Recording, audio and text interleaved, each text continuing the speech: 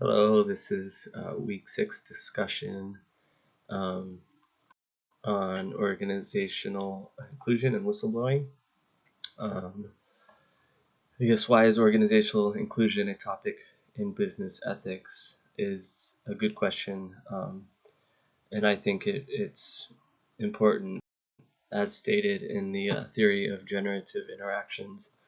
that's proposed to improve diversity, inclusion, and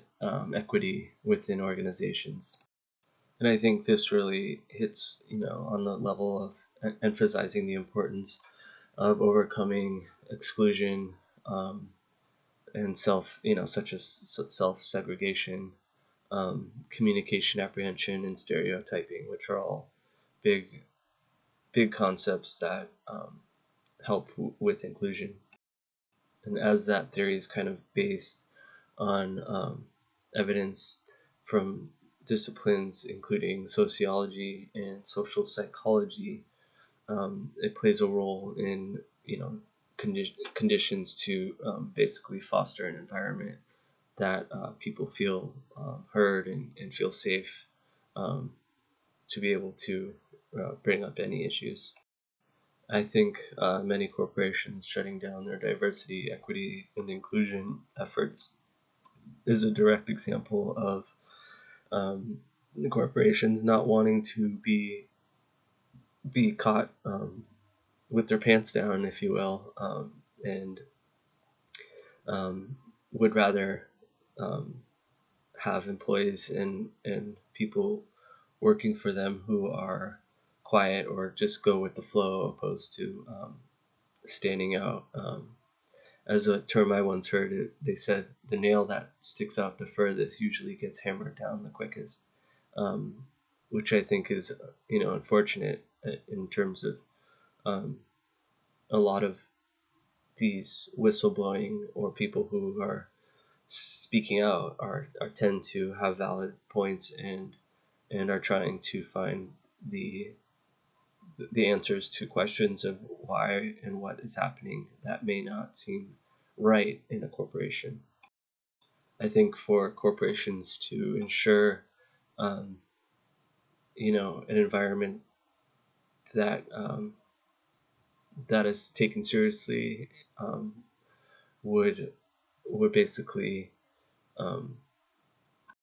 have contributions from a diverse group of people who come from different backgrounds. When it comes down to whistleblowing, I think if it's needed and um, and is important, especially if companies or corporations are breaking a law or doing something immorally or unethical, um, can truly impact someone's individual life drastically. And I think this is a basis of a constitutional right of freedom of speech, and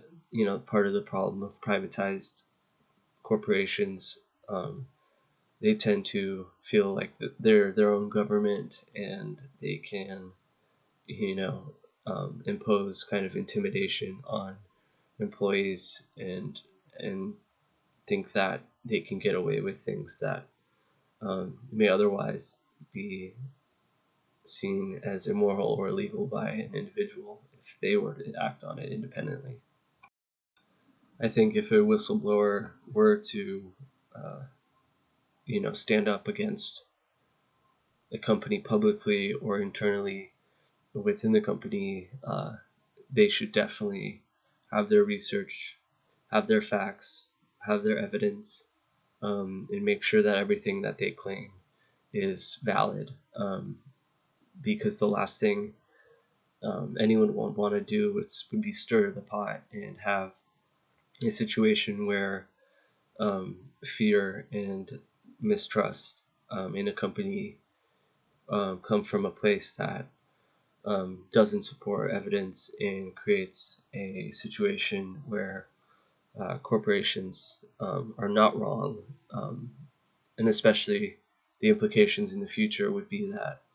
people who did stand up and had actual evidence and facts wouldn't be heard